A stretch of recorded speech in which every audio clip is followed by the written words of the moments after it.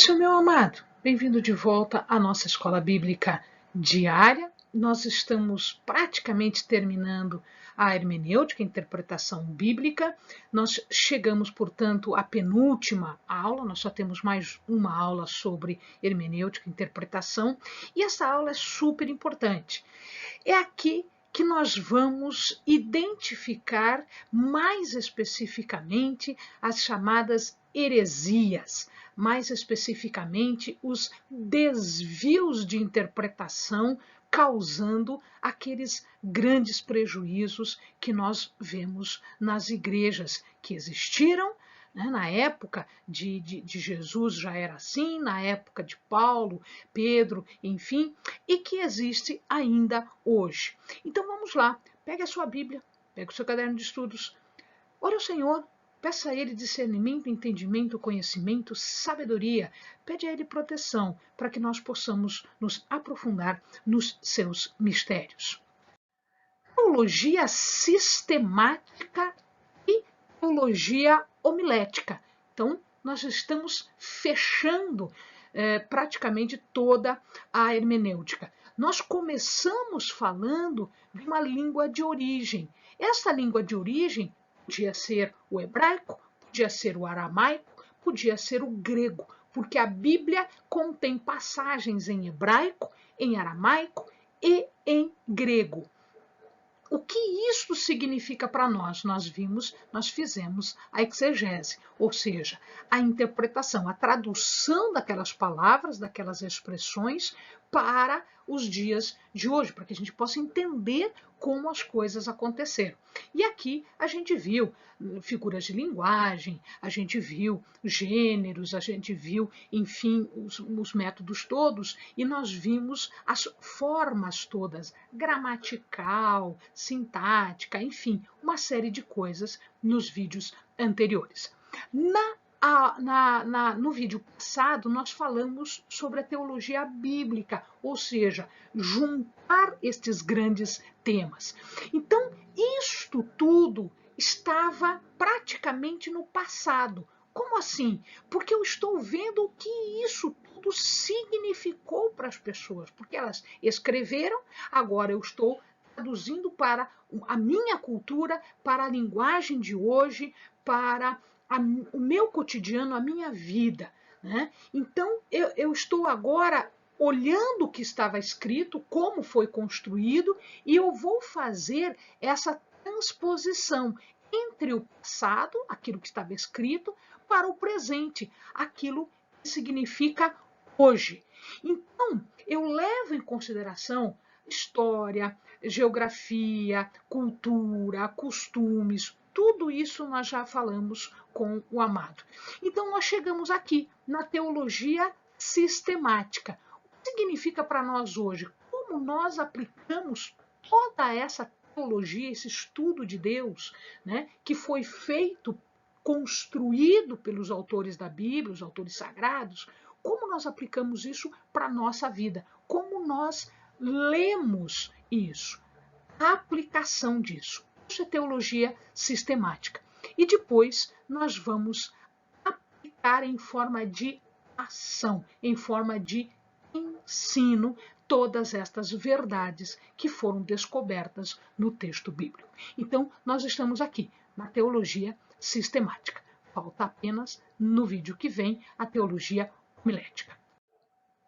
A teologia sistemática, ela vai se preocupar com a aplicação daquela verdade que eu descobri nos textos do Velho Testamento, do Novo Testamento, dos autores sagrados, aquilo que aplica para a minha vida. Então, essa mensagem, essas verdades que foram descobertas, agora vão ser aplicadas. E eu vou criar modelos, eu vou criar formas de aplicação. Então, por exemplo, quando eu falo de católicos, eu tenho um modelo teológico. Um modelo teológico com as verdades que foram encontradas por esses estudiosos e pela Igreja Católica. A Igreja Católica passa por alguma reformulação. Hoje nós temos, por exemplo, a carismática, que ela se assemelha bastante a outros modelos de igreja.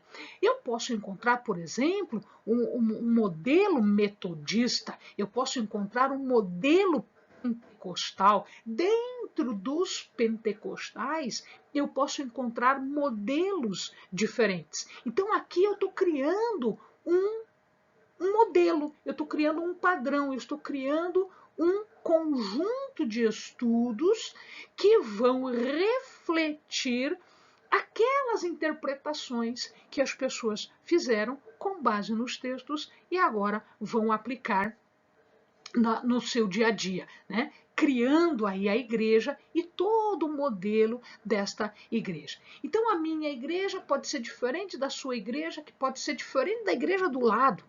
Né? Eu tenho alguns ensinos que podem ser diferentes. Alguns são mais tradicionalistas, alguns são mais liberais, alguns falam de santos, outros não aceitam os chamados santos e as chamadas imagens. Então eu tenho aqui modelos diferentes. Isso nós chamamos de teologia sistemática, porque eu sistematizei, eu organizei num conjunto, num padrão, né? Que é esse modelo. Tá?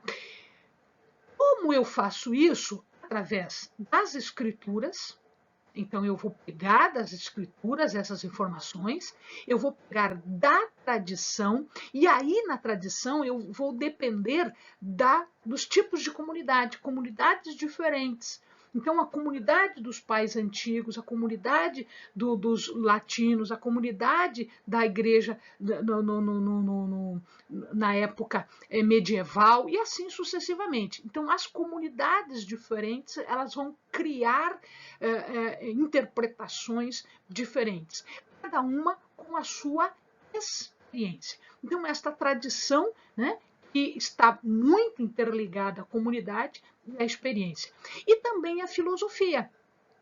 Então, algumas pessoas utilizam-se da filosofia para, aqui dentro da espiritualidade, da religião, explicar algumas coisas. Alguns mais, outros menos. Alguns aceitam, outros rejeitam totalmente. Estes são os componentes maiores e menores de cada um desses modelos. Muito bem, quando eu valido um modelo, quando o modelo passa a vigorar, e aqui nós temos uma coisa interessante, muitos de nós já vimos situações perigosas, heresias, falsos mestres, falsas igrejas, pessoas que prejudicaram outras, as chamadas seitas, inclusive chegando a suicídio coletivo, uma série de coisas. São modelos que entenderam as mensagens de uma forma equivocada para produzir a morte de algumas pessoas. Então aqui, o que seria essa igreja, o que seria essa seita? Isto é dado pela chamada teologia sistemática. E quando eu valido esse modelo, eu tenho alguns critérios para utilizar. Então existe um critério, que é o critério da coerência, ou seja, ela tem que estar em conformidade com a Bíblia. Então, a passagem bíblica tem que dar sustentação àquilo que eu estou explicando, à verdade que eu estou ensinando.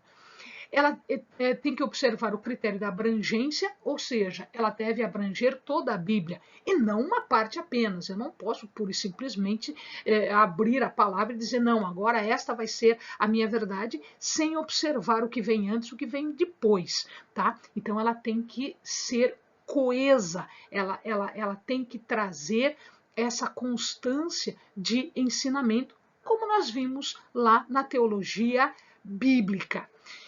O critério de suficiência, no sentido de que essa doutrina, esse modelo, ele explica melhor do que um outro modelo. Então, essa forma de ver as coisas é melhor do que a outra forma? Tá? Então, isso eu preciso observar. Critério de consistência. Ele tem um padrão ou eu vou ver que eu aplico uma verdade aqui e, se não for conveniente, eu aplico outra verdade. É por conveniência. Então, ele não pode ter este tipo de procedimento, ele tem que ser consistente. Então, se eu aplico isso para esta circunstância, eu tenho que aplicar para todas as circunstâncias que são semelhantes a ela. Não, eu não posso mudar o modelo durante a execução.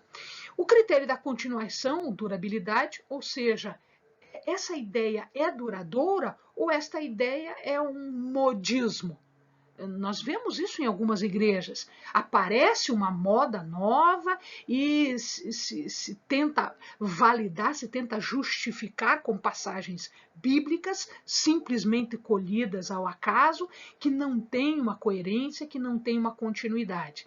Tá? Então aqui é um modismo ou é algo firme, profundo, correto mesmo daquilo que está sendo explicado?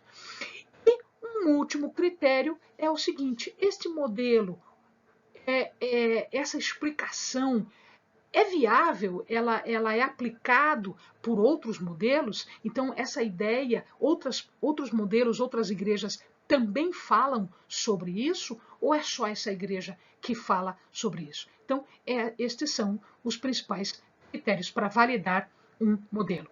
Fica esperto, meu amor, fica ligado, meu querido, porque nós temos muitas heresias, muitos ensinos destoantes que querem impor uma interpretação que não é verdadeira, que não é bíblica, que não é correta. Tá? Então, aqui nós temos o ponto mais importante. Nós precisamos ter sabedoria, nós precisamos ter discernimento para entendermos o que é correto e o que não é correto, o que é desvirtuado, o que é uma heresia, um ensino desvirtuado. Amém, amado? Bons estudos.